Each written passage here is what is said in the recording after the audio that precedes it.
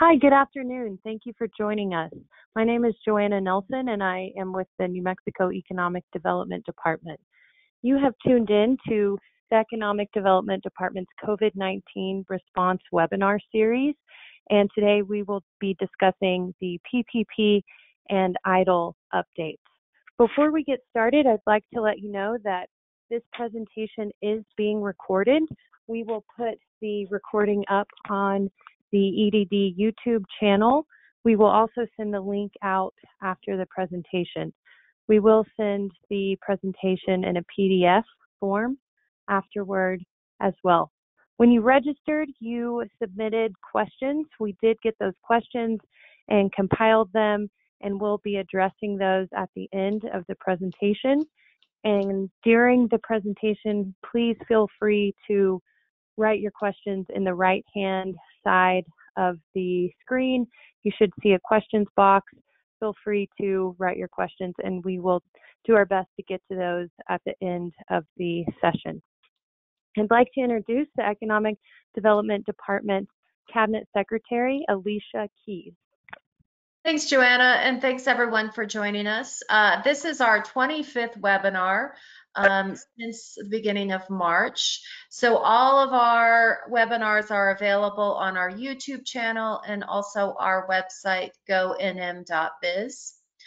When I say Paycheck Protection Program, many words pop into your head. By all account, this program has been unprecedented in the sense that $511 billion in loans have been processed nationally by more than 5,000 lenders to 4.4 million businesses around the United States.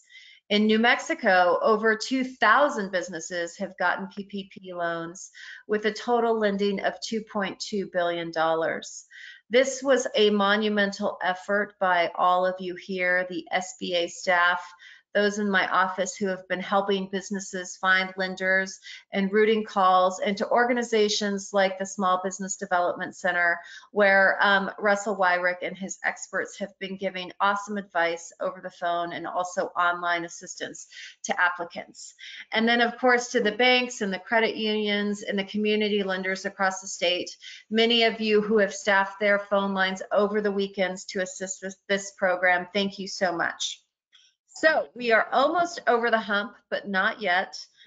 Today's webinar reflects how the PPP program has evolved and is still changing.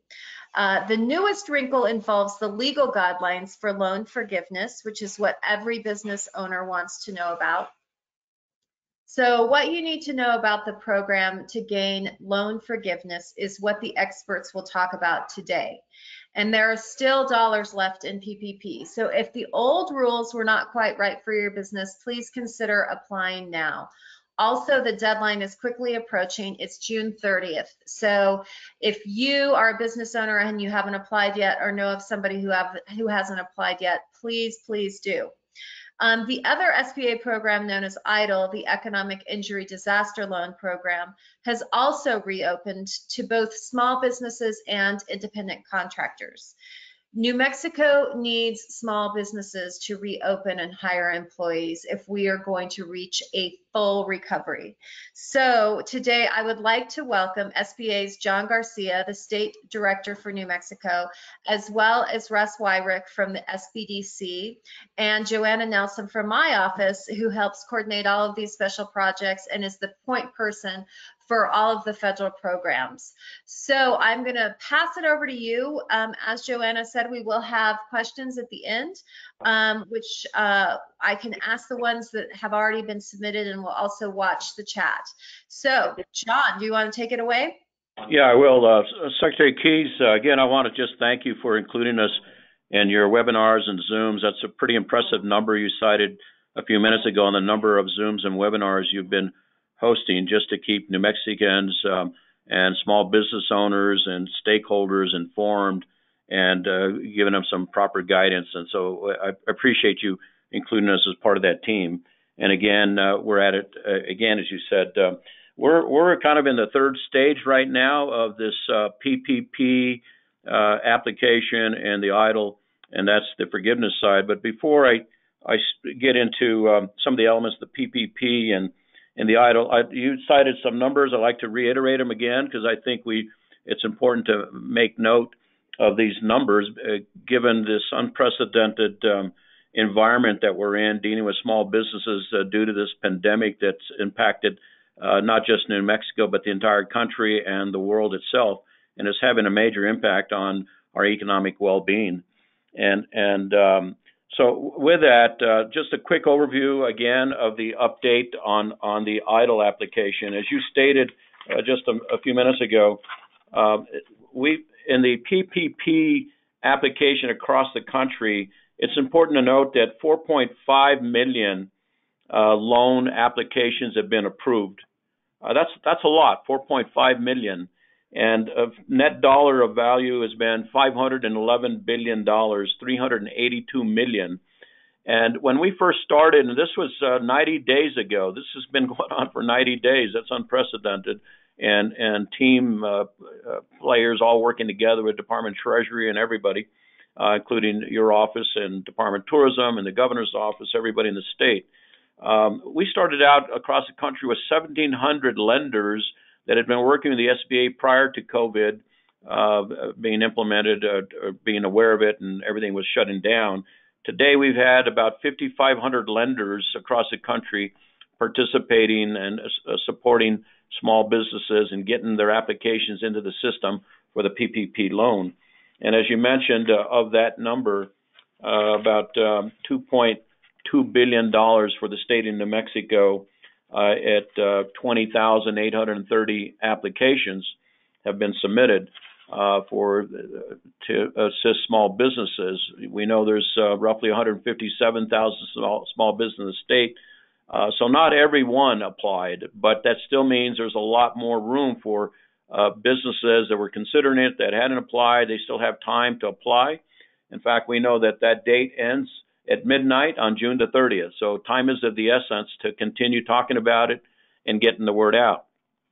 As far as the economic injury disaster loan, which is an SBA loan that, the SBA prior to COVID and right now, even our game plan has changed considerably for myself and my staff in providing outreach. And we team a lot with the SBDC, SCORE, West, that manage our 6 women business centers, the VBOC, Veteran Business Outreach, the SBDCs, SBA, all of us are all resource partners.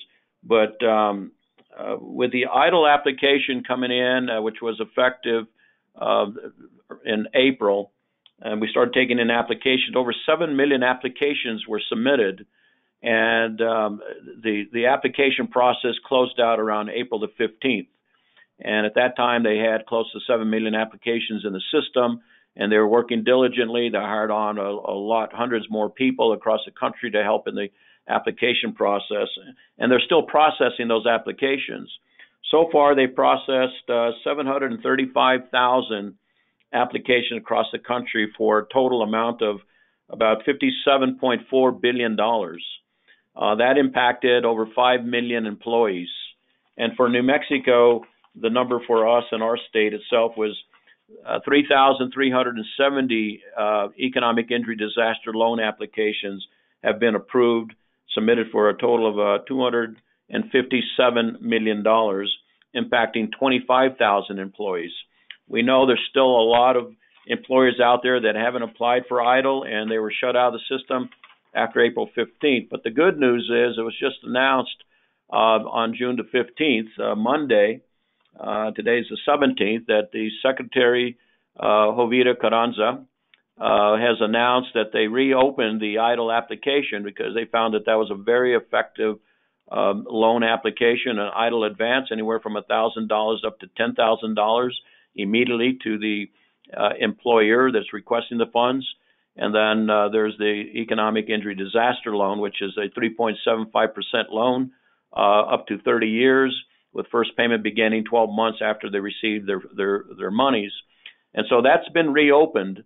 And so we're encouraging those last minute small business owners that were thinking about it, never applied, to get into it. And, Alicia, just the other day I was walking downtown Albuquerque and there's a small business owner out there, and found out he had never applied for anything. He just reopened his business again June the 15th, and told him that the EIDL application was open again. He was excited, and he called me today that he finally applied for that second round there. So we're encouraging everyone that's on the line, if they haven't applied, to apply, and or tell their friends if they have, or if they know somebody that has applied for that EIDL application, to get in the system, USSBA.gov, apply in the application. It'll be reconsidered, and they're processing these.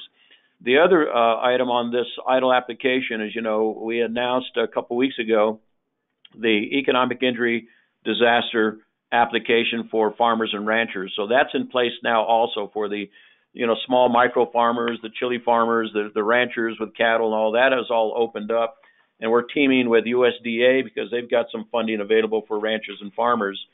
So there's a lot of teaming going on that note. So that's kind of the update on the economic injury and the PPP as it is of today.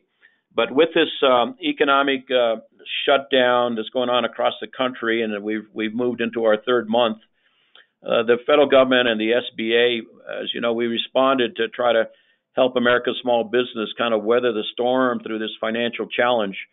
And on June the 5th, it was signed into law, the Paycheck Protection Program Flexibility Act. Again, that's the Flexibility Act. And the reason it's Flexibility Act is many employers, they were under a tight gun to try to get monies to their employees within an 8-week period of time, because I think everyone thought that this pandemic might end in 8 weeks and we can resolve the issue. And now we realize it's going to take a little longer time to get that done. So they made some amendments to the PPP program under the Flexibility Act on some of the provisions of the PPP program that's already provided over $510 billion in funding to nearly, as we stated earlier, 4.5 million small businesses since the first week of April. And there's still roughly about $129 billion left.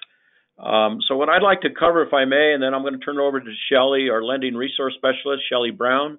She's been with the SBA for several years, as an expert on working with our lenders, understands the Flexibility Act and the payroll forgiveness program, and has been a champion working with our local bankers. I'd like to just cover what is the PPP loan, what changes were made under the PP Flexibility Act, and what were those amendments. And so I'll try to cover that and then turn over to Shelley. And then I know Russel, my partners with the resource partners with the SBDC, will kind of bring it all together a bit. But as you know, the PPP loan, the SBA guaranteed the banks, it's a 100% loan guarantee to the lenders for employers to maintain payroll. That's the bottom line of what it was about, is to get money into the employer's hands, to keep those employees working, so that they don't have to get on that unemployment line, and hopefully we get this economy going again. But it went a little longer than we thought, and many of the employees for those employers didn't want to go back to work until they were sure there was a safe environment, and or many actually were making more money being unemployed, drawing their unemployment check, and that was a reality. But also when they started opening some of these small businesses, we found that some of the employers, they weren't operating 100% like they were, and so they're barely making payroll with everyone that was there, and barely making their mortgage payments.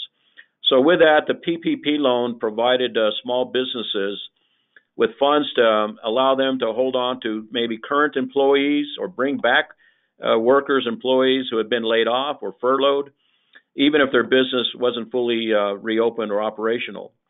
Employers that had 500 employees or less were able to access loans through the SBA to use on payroll or operating costs during this disruption of their business that was created because of this pandemic that we were dealing with.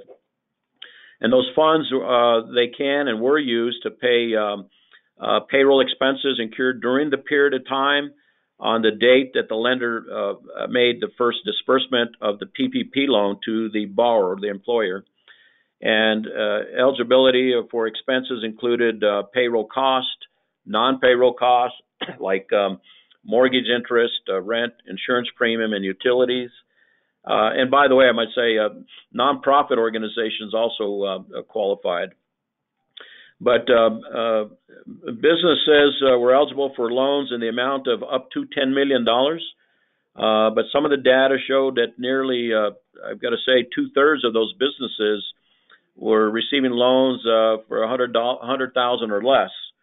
So even though there was talk about big businesses knocking down, $5, $10, $40 million, the bulk of it was going to small businesses for less than $100,000. So what were some of the changes of the Flexibility Act? For new loans, as we know, the maturity, originally it was for 2 years. This new act, which went into effect, as I said just recently, moved it to 5 years now. So instead of 2 years, it's up to 5 years.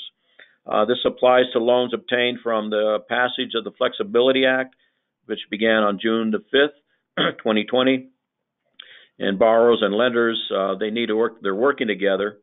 So that, and we're encouraging borrowers to talk to your lender if they want to extend that from 2 years to the 5 years that they got in before the June 5th date. So that their lenders are very flexible with that. Some of those amendments to the PPP loan forgiveness that I just want to highlight is so some of those changes for the loan forgiveness provisions of the PPP loan involve the deadline as well as the covered period of time for forgiveness. So it's it extended the period of time that's covered from the date that they received the loan. It was 8 weeks. Now it's 24 weeks. It takes them all the way to the end of the year, December the 30th or 31st, or whichever is earlier. And that gives a borrower more time because many were rushing to try to make payroll. They couldn't make payroll or get the employees back in, and they were asking for extension, and that was approved to 24 weeks. So the borrower who received a PPP loan before the 20th or the 5th of 2020, the effective date, they can elect to change that out if they work closely with their banker. Also, it was a 75-25. 75% must be used for payroll. The other 25%, like for mortgage interest or telephone, utilities, things of that nature, it's now changed to 60-40. If the borrower uses less than 60% of the loan amount for payroll during this forgiveness covered period, then the borrower will continue to be eligible for the partial loan forgiveness, subject to at least 60%. So he's got to make 60% of his payroll instead of 75%. Work with the banker on the new streamlined forgiveness application, and he can get his loan forgiven. But he's got 24 weeks now instead of the rush that he was under the gun to get it done before his 8-week period of time was up. That's given a lot more flexibility, which we're finding the small businesses have taken a sigh of relief, and now they can try to make that payroll. The other interesting thing we're finding out is some of these employees don't want to go back to work. We're advising the employer all he needs to do is document it, send a letter to the employee, indicate that he's offered him the job. The employee turns it down. He can use that document as part of his loan forgiveness application to get the banker to forgive that loan. So we're finding that our banks are working closely with our small business owners and with the SBA. And they've also have extended the deferral of loan repayment up to from the current 6 months. Now they've got, I believe it covers up to 10 months after the day covered period of the payment. Also, I think it's important to note employers will be able to defer payment of their Social Security taxes even after the PPP loan is forgiven. And this replaces the original provision that was in the CARES Act. So there are some really good changes that were made. There's a lot of changes still going on. We're now in this forgiveness period. I'm being asked, well, will there be another PPP loans coming out later on? That I don't know. It depends on Congress. There's a lot of discussion. We're hearing, as you are, a lot of business owners are talking about longevity. How long will they have to keep in this mode of operation? That's an unknown answer. Not until we find some kind of vaccine will we know, and we can then determine what our next steps will be. But because of this unprecedented pandemic, SBA, Department of Treasury, Office of Economic Development, State of New Mexico, and mayors and our governor have all been trying to team together, provide some guidance and teamwork. And all we keep asking is it's for patience, and it's tough when you're telling an employer, we're just asking for more patience when he's not making the money he's got and he can't bring his employees back in. And I know all of us have been hunkered down in our home and we're anxious to get back out, but it is going to take a lot of patience, a lot of understanding and cooperation among all of us to keep our economy strong and keep it going. So with that, Joanna, I'd like to turn over to Shelley Brown, our Lending Resource Specialist. She'll make some comments, and then we'll open up for questions at the time that you allow us to. And then I'm sure after Shelley, you'll turn it over to Russell. So let me introduce Shelley Brown to you. Shelley? Hello, thank you. We're ready to go into the forgiveness stage, but we haven't received guidance on how that's going to be done. The borrower needs to apply with their lender for that forgiveness. It isn't automatic. So for those of you that have that PPP loan and you're working with your lender, the form is online. You have to fill out the forms. You have to provide the proof to the lender, and they have 60 days to review it to make a decision whether it's going to be fully forgivable or partially forgivable.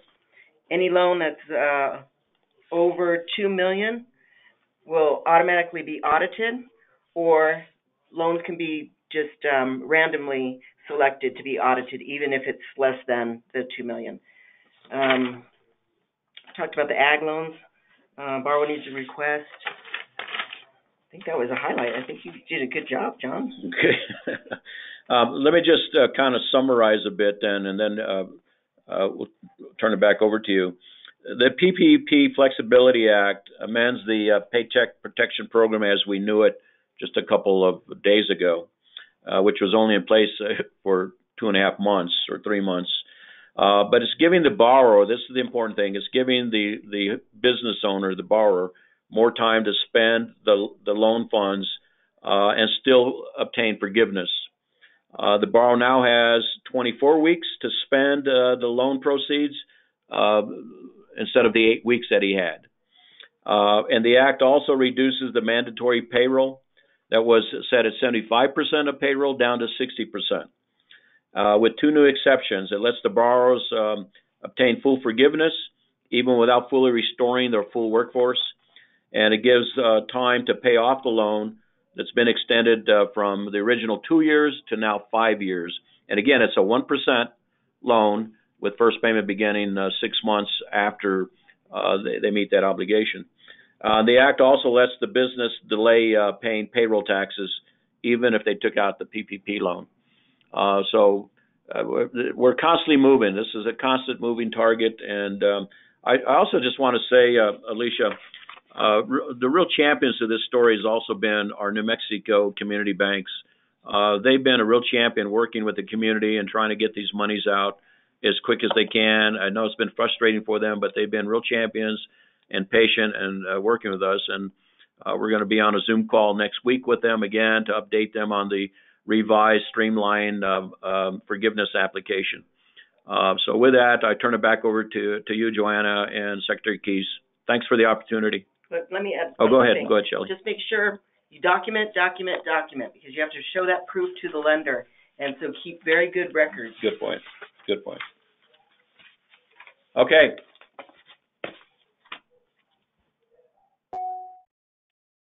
Joanna, I think we have Russell up next. Is that right? You're right. And Adrian, you should be able to control the slides. Let me know if you have any trouble. Will do, thank you. Very good. So my name is Russel Wyrick. Let's go forward. I'm the Executive State Director for the New Mexico Small Business Development Center Network. I'll tell you a little bit about that later at the end. Let you know all about the services that we provide and give you updates. I also have on the call with me my acting Center Director for the SBDC at Western New Mexico University, Mario LaFregola. Say hello, Mario. Hello, everybody. Thank you for allowing me to be a part of this presentation. Very good. I wanted Mario on the call. We're seeing a lot with these changes, and Mario's had a lot of, direct hands-on with navigating as we're heading to this forgiveness portion of this and those applications. So I definitely wanted him on. So he's going to just jump in as I go and add highlights to these slides as we go through. So let's move forward. So talk about the purpose of the PPP. I think that's kind of important to understand here. It was to provide cash flow through this 100% federally guaranteed loan to employers who maintain their payroll during this emergency. So the original intent of this is they didn't want everyone, being unemployed. So they created this design or system going through the SBA, a 7A program for this PPP, to allow a way for employers to be able to keep people on the payroll and functioning during this COVID-19 emergency. Let's move forward. Okay, so the original features, let's talk about the way it was. I think that's going to help you understand the changes by having a framework of the original PPP loan. So the original feature, when they started this, it was forgiveness for up to 8 weeks of payroll, okay? And so that design was, you'd get the loan, you had 8 weeks from the time you got the loan, the loan was funded, and that'd cover 8 weeks of payroll. And then 75% of that had to be for payroll. So you had to use 75% of that funding for the payroll. They also, any portion of it that was unforgiven portion would be amortized like over a 24-month period. So you had 24 months to pay that amount back. So as you can imagine, that'd be a pretty big payment, with such a short time. They also had rules. You had to get to the pre-COVID employee levels by June 30th, 2020. So by the end of this month, originally you'd have to get back to your pre-COVID employee levels by that date, or you'd get reduced forgiveness. So as you can imagine, we're still dealing with the COVID-19 emergency. We still have some restrictions and as far as how many people are being open, et cetera. So the practicality of that was challenging, all right? And you had to have been in operation since on February 15th, 2020. So sole proprietor, independent contractors were eligible, and then also not-for-profits are eligible. So let's move forward. So that's where we started at with the PPP. So what happened? Let's talk about where we went. So the program, they launched it with good intentions, but the pandemic shutdown, it just lasted longer than anybody really anticipated.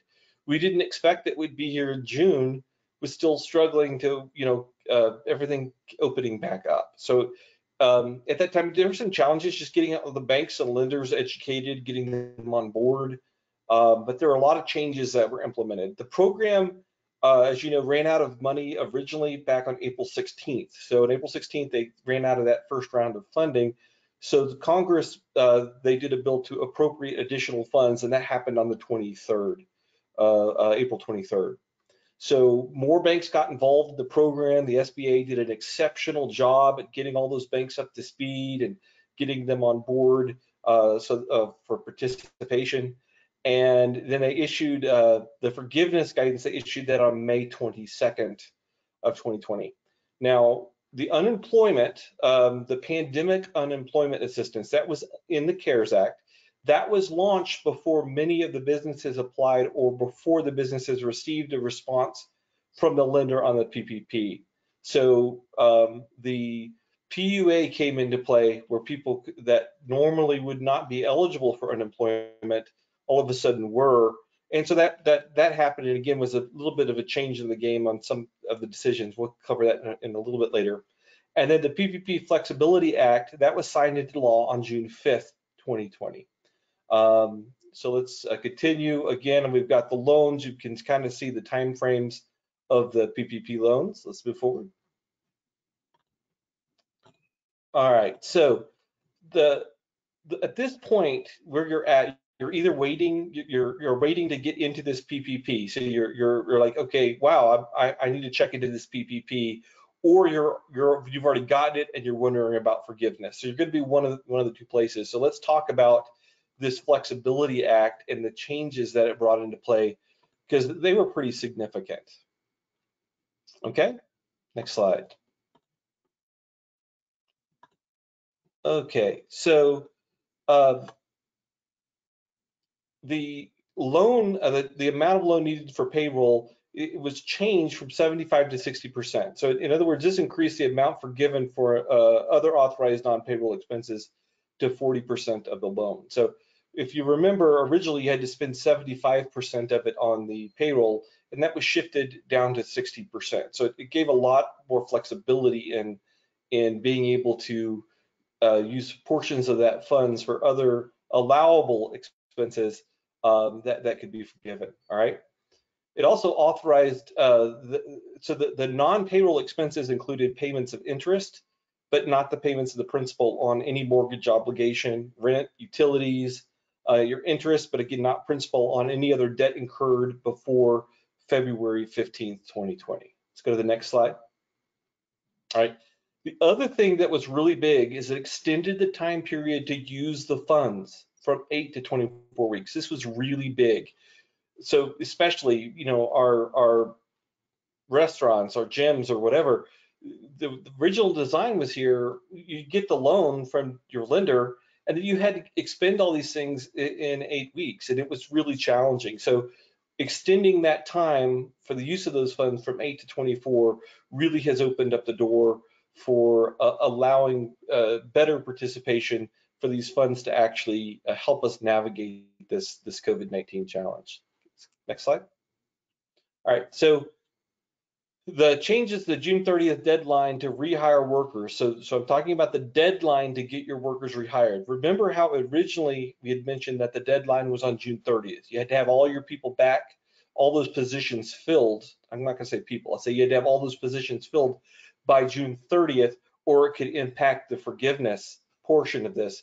Well, that has been extended to December 31st, 2020. So it gives you a lot more flexibility as we're reopening. So again, you're not at that rush to try to get because you may not even be fully opened currently because of restrictions. So it gives you more time to get those rehired workers back on, so it doesn't impact you as much on the forgiveness portion. Next slide. So it also kind of go back one more slide. So it eases the rehire requirement. So you could still receive forgiveness on the payroll if you're unable to rehire an employee, but you gotta document these things. So it's so important that you're keeping your documentation on this, so that you gotta be able to demonstrate the inability to hire a similar qualified employee by December 31st, 2020.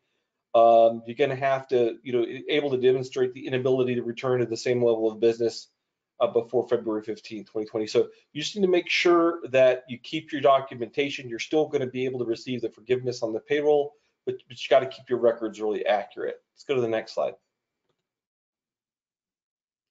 So the repayment terms. Now this, in my view, was one of the biggest changes. Was the unforgiven portion of the loan, it was extended from a repayment term of only 2 years to 5 years. That is a huge difference in regards to, coming out of the COVID-19 emergency. You're trying to build your customer base back, you're trying to build your sales back, and cover, having a longer term to pay that back is going to make a huge difference. So the other thing is that first payment is deferred for 6 months after the determination on forgiveness. So that, again, theoretically, you could have up to May 2021 to make that first payment. So again, pretty significant help here. All right. Now, the biggest problem with the new regulations is that, and this is kind of humorous, but you're probably going to need some help. With the new regulations on calculating the forgiveness, get some assistance. You probably will need your accountant or an attorney to help you kind of walk through the math to calculate the forgivable portion of the loan. I had on one of the other presentations I got feedback. We're like, well, we can't afford that. I'm just going to recommend that you do make sure that you get some help. You talk to your accountant about this before you just get some help on this. I think it's going to make a big difference for you in the long run to get some expert help in calculating the forgivable portion of the loan. Okay, next slide. Okay, so here's what you need to know. There's still money available there's PPP money still available for round 2. So you could go into a lender today and apply for the PPP, and there's still money there. So you need to know this is still open. If you haven't looked into it yet, it's a good time to do so. The SBA can review any loan at any time. You're going to have to keep those records on the PPP for 6 years. The loan forgiveness process can take up to 5 months. So just be prepared. You're going to have to apply. So it's a process. You get the PPP loan, when you go to apply for forgiveness, you're going to have to go through the process of submitting the application for that, and it could take some time. Okay. But you are responsible, the borrower is responsible for the forgiveness calculation. So you're going to have to be doing some math here. And that's again why I'm recommending you talk to your accountant or your attorney to help you do that paperwork correctly and get the math right on it, okay? The employees, remember, you got to get them rehired by December 31st, 2020. And to make clear when I say that, because people will get confused between employees and positions, I'm going to clarify that as positions, okay? You got to get those positions, that head count back up. You may have had an employee that moved out of state or something, and so you're replacing the person in the position. So what we're saying is you got to get the head count back up by that December 31st, 2020. Also, the owner-employee self-employed payroll forgiveness is capped at $15,385. And last thing I want to make sure that I do cover before we go to the next slide is remember the deadline to apply for the PPP is still June 30th. So you've got just a couple weeks here. You've got to get into your lender before June 30th to get all of this taken care of. So if you're holding back, that window is almost closed. You got to get into your lender, talk about the PPP, or you're not going to be able to participate in it. Okay. Recommendations, again, get your accounting in order. This is not the time to operate your business in the shoebox of hope accounting system. I make that joke a lot. It's basically a business that has a shoebox, so they throw all the receipts into it, and at the end of the year, they just hope everything works out and their bookkeeper can solve it. It's not the time for that. This is the time to get your stuff in order. So that's why I'm saying if you need to get a bookkeeper, accountant to kind of help you get that sorted, this is the time to do that. Get you a qualified tax accountant or lawyer to assist you. So when I say hire, I'm not talking about you hiring them like as an employee. I'm saying, reach out, find an accountant that you can again contract with, or attorney that will help you getting the calculations, the documentation for the PPP forgiveness together. If you have employees that are refusing to return to work, you got to document that. So you can't make sure you're documenting that and that you've requested for them to return to work. So you've got a record showing that, yes, you asked them to come back to work and they are refusing to do so. Don't wait until the last minute. You don't want to come back and say, oh, I don't have that paperwork. So make sure you're documenting all that and you have records showing that you did try to get them to come back to work, but they refused to do so. Next slide. All right. So one last thing here is the PPP, we're giving you updates as of today, but there's many changes. And remember, it can still change. So your best source is you need to go to the SBA's website at sba.gov. If there's any updates, that's where you're going to find them. The sba.gov website is the best site for direct information about the PPP or the EIDL. That's where you'll go and you'll be able to find the information very clearly on their website. You also can go to the SBDC, the New Mexico SBDC. Our website is nmsbdc.org. Again, nmsbdc.org. And when you go there on that front page, you're going to have two buttons there, two links. One is for COVID-19 counseling, where you can register, and one of our counselors will work with you in your business one-on-one to help you navigate these challenges, navigate all of this directly. And again, there's no charge for the services the SBDC provides because again, we're the funding from the SBA and the state of New Mexico. The other thing we have is the training. So We have a link that says COVID-19 related training. You click on that, and we have training. And we do have a training tomorrow that if you're interested, you could attend. Let's see, our PPP loan forgiveness application requirements, I believe, is at 1 p.m. tomorrow. And there's no charge for that. So you just click on it, find the link for training and the one for the 18th. We also have the EIDL, which I'm going to talk about very briefly. And that one, I believe, starts at 11 a.m. tomorrow. And then at 10 a.m. tomorrow, I believe we've got the federal tax credit program.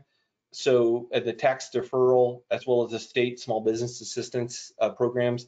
So that may also help you in trying to figure out, okay, how is, what's going on from the federal tax program or the tax deferral solutions as well. Let's go to the next slide. All right, so let's talk really quickly about the EIDL economic injury disaster loan, and I'll try to pick up speed here a little bit so I don't keep you too long. All right, if you're planning to apply, you need to do it soon. It just reopened as of June 15th. So as you know, they had temporarily closed the ability to apply for outside of agriculture-related businesses. As of June 15th, it is now open again. If you're planning on applying, you need to get in there and do it very soon because, again, there's limited funding available. All right, next slide. So these are the EIDL are loans up to $2 million. Sole proprietors, gig economy workers, private non-for-profits are all eligible. There are no payments for 12 months. This is a loan, but it's a 3.75% interest rate. If you're a nonprofit, you can get it at that 2.75% interest rate. These can have very long payment terms, which may make a lot of sense for some of your businesses. So you can get up to 30 years on this. So for some of you that this may be something that longer payment term makes all the difference in the world. To apply, you go directly to the SBA website. So you go to sba.gov and you look for the economic injury disaster loan. And you apply directly on their website. You're going to need to be prepared. They're going to ask you for number of employees. They're going to ask you like for historical revenues, cost of goods sold, company IDs. So just get your information together so it's easier for you to do that. And of course, if you have any challenges on that, you can always go to the nmsbdca.org and we can have one of our advisors walk you through that process online. Let's go to the next slide. So the EIDL funds, now remember there's kind of differences in how these funds can be used. The EIDL can only be used for working capital necessary to keep you, running until you can get back to normal operations, and for the expenditures necessary to alleviate this specific injury, this COVID-19 economic injury. So, it's for working capital, but it's got some things that it's appropriate for, not appropriate for. Let's go to the next slide and I'll talk about that. So ineligible uses. So what you're not supposed to use these EIDL funds for is you're not supposed to use them to pay dividends or bonuses. You're not supposed to use them to pay disbursements to the owners or partners or directors or stockholders. It's not the purpose of these.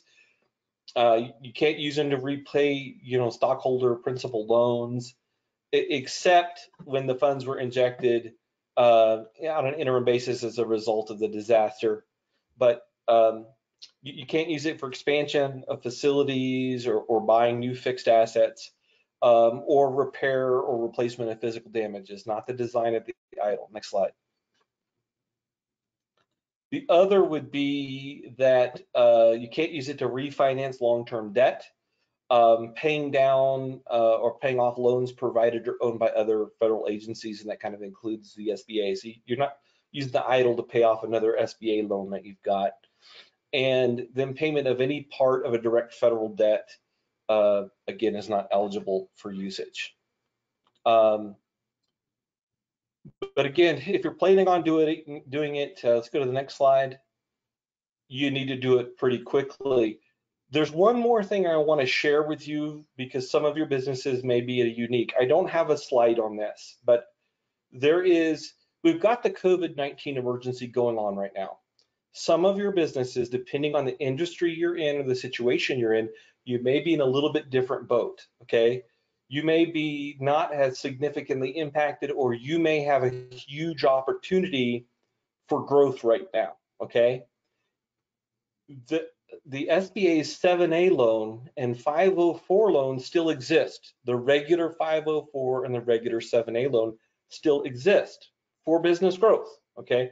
That don't have all of these other that don't have these these restrictions that came through CARES Act. So if your business is out there ready to grow, another thing you could take advantage of is in the CARES Act, I believe it was section 1112, okay?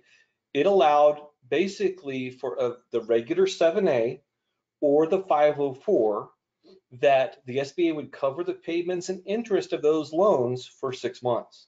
Now that ends, I believe that would have to be in play by September 27th of this year. So if your business is in a position to grow and you're in that boat, reach out. You can reach out to the SBA, ask them about a regular 504 or 7A, and they'd be happy to help you. But I want to make sure that my businesses out there who are in a position to grow, that need to buy equipment, that need to buy a building, they're ready to move, don't forget the 504 and the 7A are still there. It's just a different line, okay? All right, let's go to the next slide. And so we've got questions. I'll take those. We'll come back to that so that we take them as a grouping. Let's go to the next slide. So I wanted to thank everyone for your support of small businesses in the state. Remember, as the SBDC program, I've got centers across the state. We provide one-on-one counseling. There's no cost at all for the services we provide. So imagine a business consultant that the bill is being funded by the U.S. Small Business Administration in the state of New Mexico. You get access to a business consultant. You don't have to pay for it, so it's not coming out of your pocket. And then also we have the trainings that we don't charge for. So you just go to the nmsbdc.org and you can register for those. And I've got a whole network of business professionals that are there to assist you. So, and with that, hand it back over. Great, thanks, Russell. That's always super helpful, your slides. Joanna, who do we have next? That's it. Now we've got questions. Okay, fabulous. So I'm going to attempt to call out either SBA or SBDC to answer these questions, but everybody feel free to jump in there. So the first one, before employees earned $4,000 per month and now reduced to $2,000. Can PPP funds be used to top up the difference? I think this question is for the SBDC.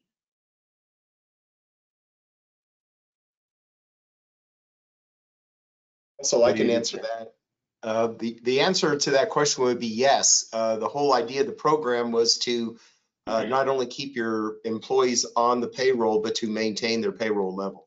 So if you were going back to the level they were before, certainly the PPP funds could be used for that.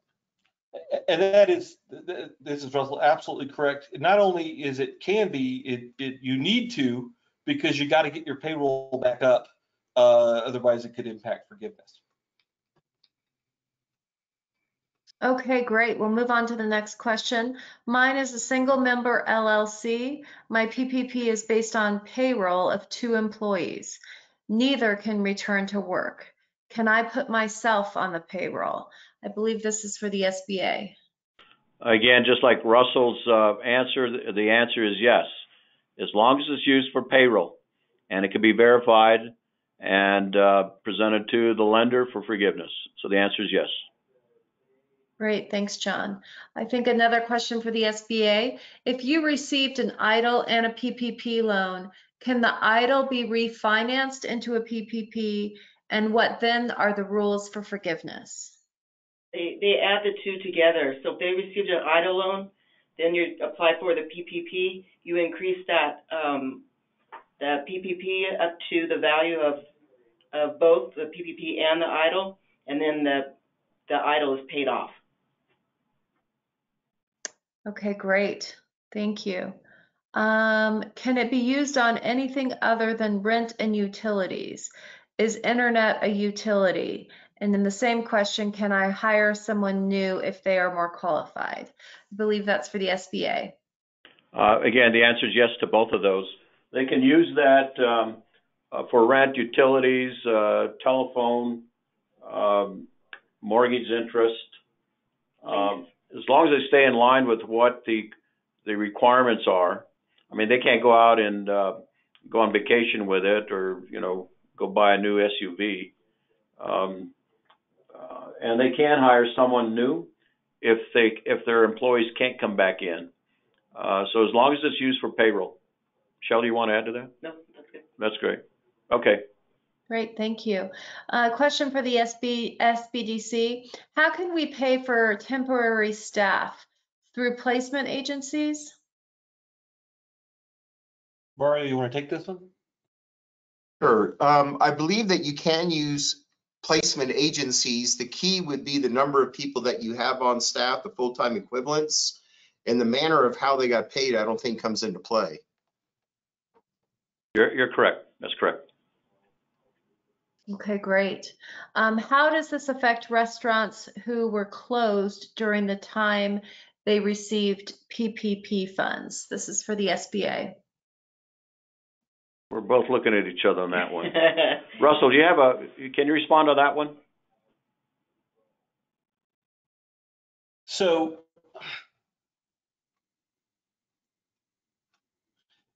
well, I'm trying to get clarification. Does this mean that they paid employees while they were closed, or they have money left over, PPP money left over because they were closed? So I would probably need some clarification on the question.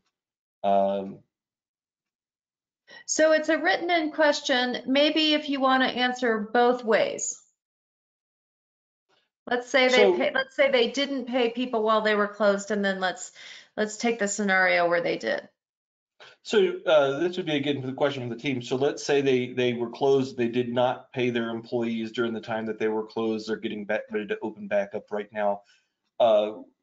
Mario and Shelley, what would they need to do? Do they need to speak with their lender about shifting that to start payroll, or are they good to go ahead with the changes that they could begin paying those employees at this date? This is Mario. I think that with the changes that came with the Flexibility Act, that changing to the 24 weeks to allow the payroll to be dispersed would be something that this would be an example of how they would have been benefited from that. They certainly were closed during that time. They may be open on a just restricted basis now, but they have made some changes that have allowed them to extend the period from 8 to 24 weeks to try to resume back to normal operations. So I'm not sure if that's answering this question, but I think that the changes have affected the restaurants who were closed during the time. Yeah, and Mario, let me just add to that. One thing that I was saying earlier that we know is that if a restaurateur reopens and tries to bring his employees back in, and we're finding that some of these employees don't want to come back to work because they're maybe making more money being unemployed, or they don't feel there's a healthy enough environment for them. What we were also instructed to let employers know, like restaurateurs, is the best thing for them to do is send a letter to that employee asking them to return to work under these conditions. If the employee says no, the employer can take that letter to the banker to show him that he did his due diligence to try to get his employees back to work, even though he maybe didn't hire the same ones back or can't hire anyone to come back in, and he can use that as a document to get the loan forgiven. I don't know if that helps answer the question, but because like you said, it's kind of broad. Okay, let's move on to the next one for the SBA. Are recipients of a PPP loan allowed to apply and receive a second loan? No. No, ma'am. It's a one-time shot. It's a one-time loan that they filled out the application. They work with their lender. Yeah, they're welcome to go get any other kind of loan, like a 504 or a regular 7A loan. But for the PPP purpose, it's a one-time loan. If I could add to that, I think that the program was designed to dip into the PPP once, but one point I wanted to make is that the PPP and the EIDL are not mutually exclusive. you can use a combination of both of those tools to help your business. That's correct. Shelley? Okay, we have somebody here who owns a residential housekeeping business. And it sounds like they don't have a business checking account. What type of bank should they approach, or any suggestions for this? They should usually start with whoever they do their banking with, and or one of the community banks, because they've done so many loans. So a community bank. Okay, great. I might add that there's some other organizations such as DreamSpring that have had some, they've added a online application for the PPP that's very, very simplified. There's a multitude of organizations out there that they should go to. To the person who proposed this question, I would perhaps refer them back to a slide we had earlier. I don't believe that anybody should be intermingling their personal account with business expenses. You should have a separate account for your checking account. I'm making that recommendation. And you will need to have that separate account to help you with the forgiveness on the PPP. Good point. And the last thing I'll add, just because of the way the question was phrased, is depending on the size of the business, you may also want to make sure New Mexico Workforce Solutions, the pandemic unemployment assistance may be appropriate if you're a very small micro business. So you might investigate that as well. Okay, great. And I think that actually Russell answered this in his presentation, but if anyone has anything else to add, what is the current status of the 7A loan program in New Mexico? Shelley? It's still active. A lot of lenders are still lending on the 7A program. However, they've been more absorbed in the PPP loans. Okay, great. Summary of the changes since its onset. Which guidelines does a business follow? The new ones or those in place at the time of approval? Well, the new changes go in effect on all loans, for the exception of the 5-year. Any loan made after June 5th can have a 5-year term. Anything prior to that, it stays on a 2-year term unless it's negotiated with the lender. That does not happen automatically, the conversion to 5 years. If it was originally funded under a 2-year note, you'll need to negotiate that. That's right. Okay, great. Are there any additional funds available for businesses that already received PPP funds? Just the EIDL opened up yesterday or Monday, opened back up, so the EIDL loan. But I think, Alicia, this question also, you probably could add to that yourselves. There's new funding, I think, that the state has, I'm sure, and I know the city of Albuquerque and the other communities are coming up with some additional funding resources for small businesses. So I would encourage those on the line to look at some of these other community funds and grants that are available to assist them with their small business. There's a wealth of information out there and other loans that are being announced. So I'm sure you're aware of some of those as well. Yeah, if you go to our website, which is gonm.biz, we not only list the programs that we have under economic development for the state, but we list everybody's, whether they're federal or state. And I know that it came out today in the press that the governor is putting on the call a program for small businesses. So we are going into the emergency session tomorrow. We're not sure how long that will take, but definitely watch the news in terms of any programs that we're able to get the legislative support on. But go to our website, and anytime we hear of anything, any articles we ever read, any grants we find out about, Joanna and Elizabeth from EDD are really fabulous about putting them on our website. If I could also add, I do know that the state has an excellent program. It's a COVID-19 guarantee program. There's many banks throughout the state that are active in this program, and this could be used as a supplement to the federal programs. They don't contradict anything in the federal programs, and the state's program has a lot of flexibility in it as far as what the purpose or uses of the funds are. And so that's just another option if you needed additional funds and you were having trouble, your business was maybe in a position where you couldn't borrow. Maybe the lender was thinking it's an uncertain time, your revenues are unstable at this point in time. This guarantee program that's available through the state is just, it works very similar to the SBA guarantee program. And I believe that there's been over $2.1 million that's been approved through that already, if I'm correct. Is that right, Joanne? Around there, it's about 1.8 million.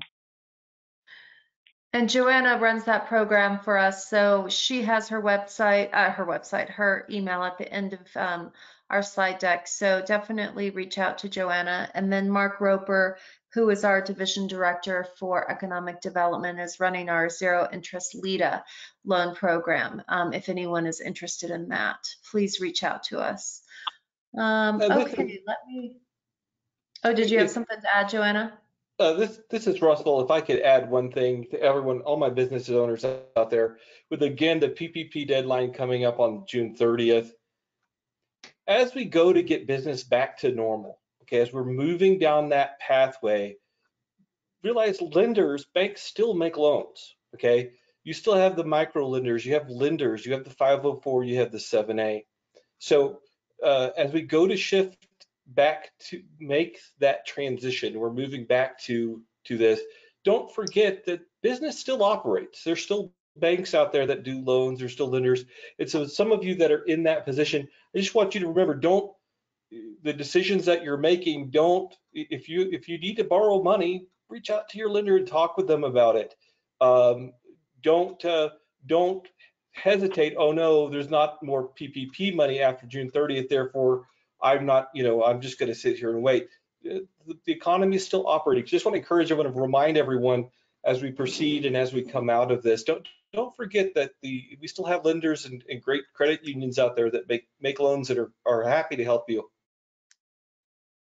Thanks for adding that, Russell.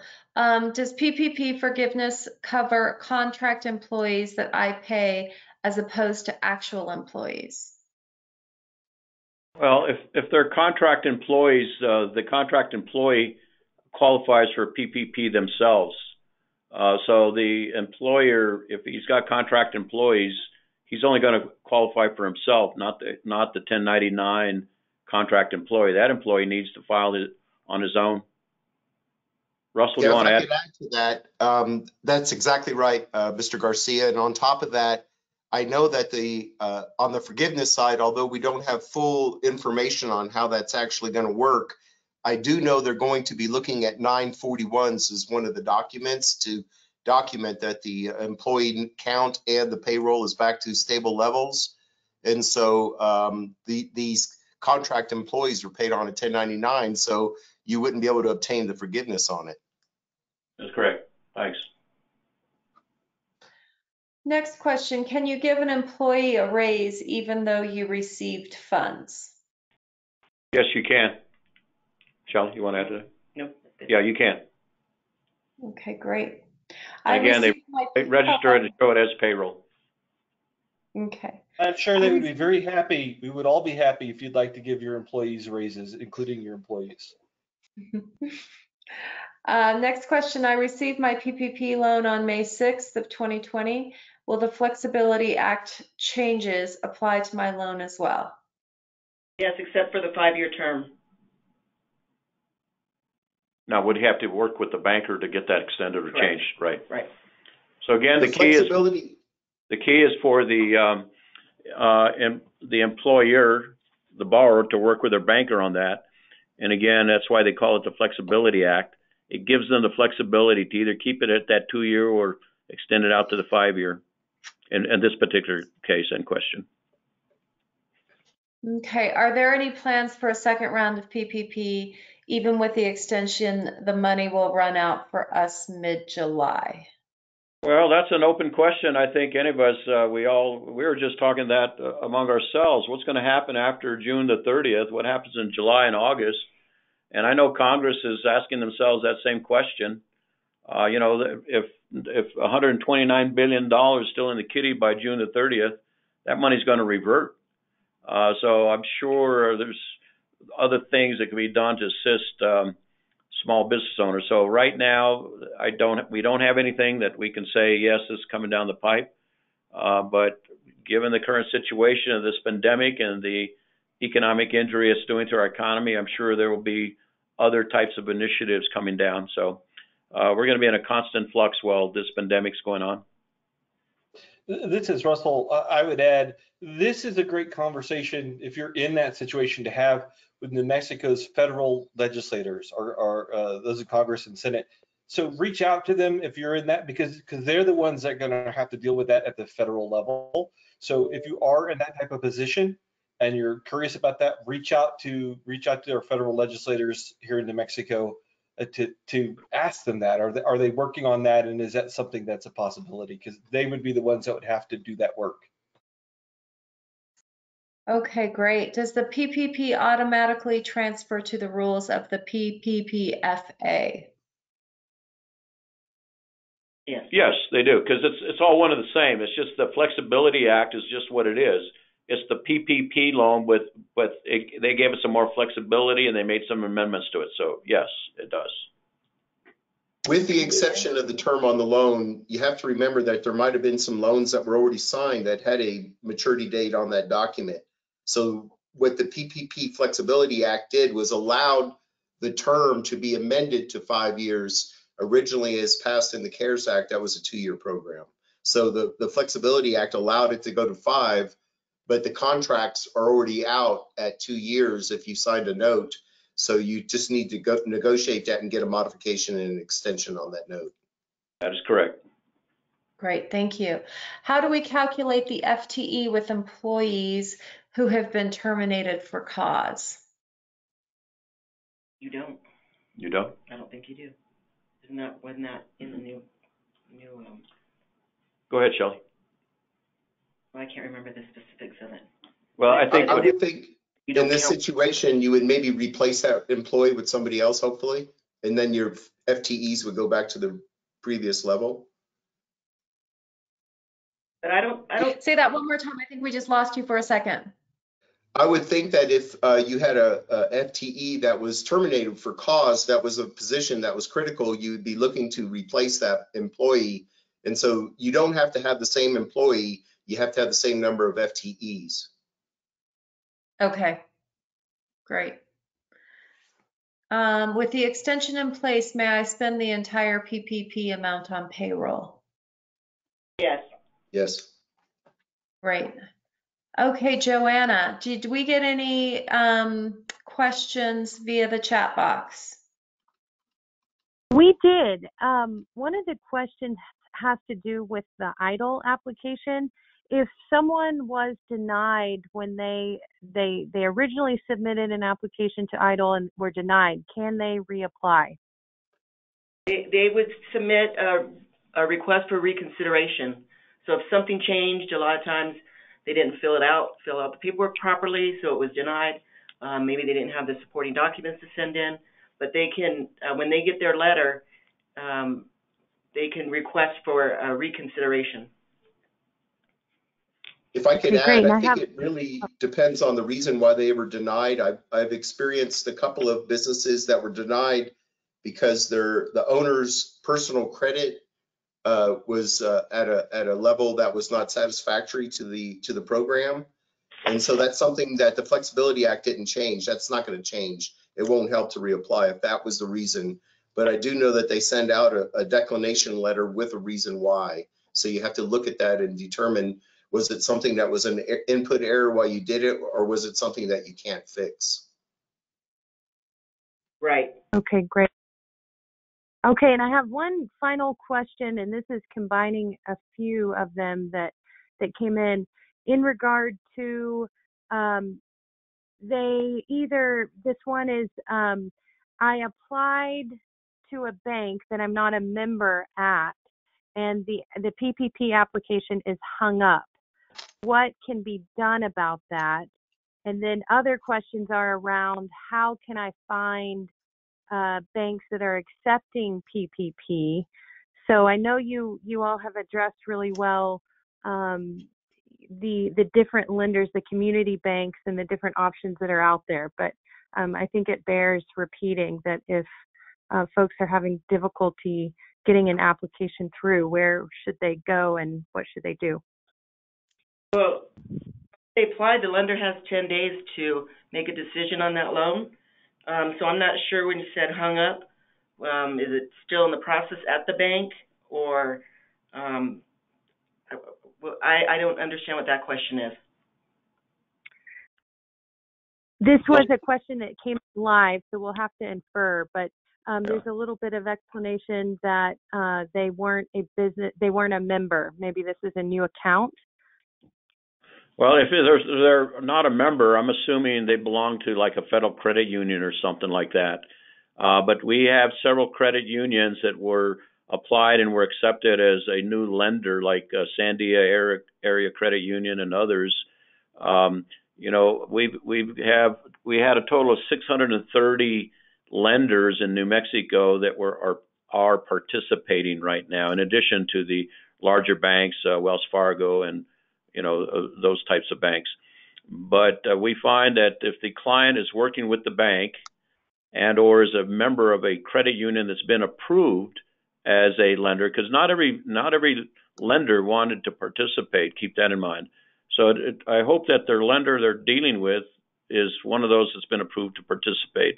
If not, like it was mentioned earlier, Dream Springs has been very flexible. Main Bank, the community banks, Southwest Capital Bank, just to name a few. Century Bank's been a real champion. All of them have been. So I'd be real surprised that they would be having some difficulty with the bank right now, because the bankers have all gone through hoops. They've gone through training. It's been a difficult road for them, but they're all in sync right now. And now we're working with them on the forgiveness side, which will be some hurdles that we're going to have to get through, but we'll get through them together. This is Russell. If they're stuck, the term, if they're stuck somewhere in there, because again, things in play, they may want to very seriously consider checking out a different lender. At Dream Spring, again, we know has been pretty flexible, and I'm not making any endorsements or recommendations here, but I'm just saying if they have been waiting quite a while, there may be something else going on. They may want to check out another lender.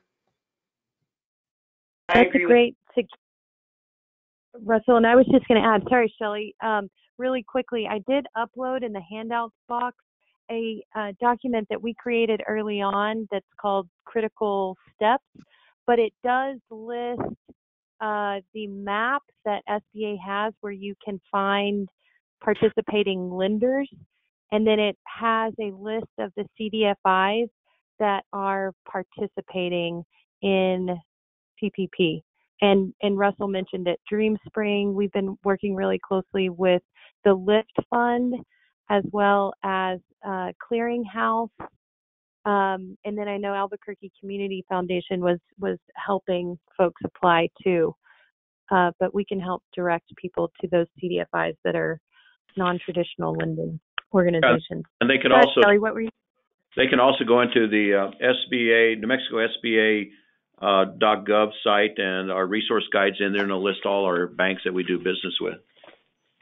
And also find a lender. You can go on that site and find a lender.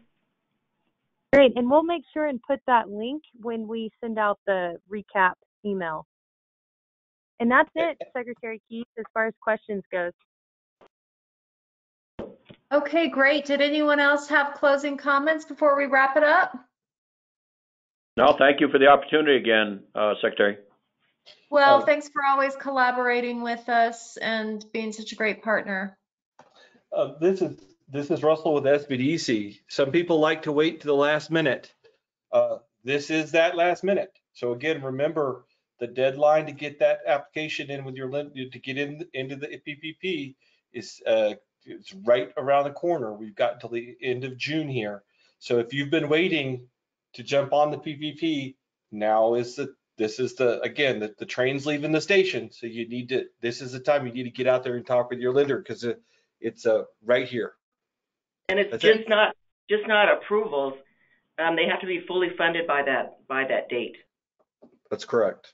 Because there won't be any money left. Thank you. Thank you for that addition. And thank you all for joining us today. Reach out if we can help you in any way. Thank you again. Appreciate it. God bless. Stay safe.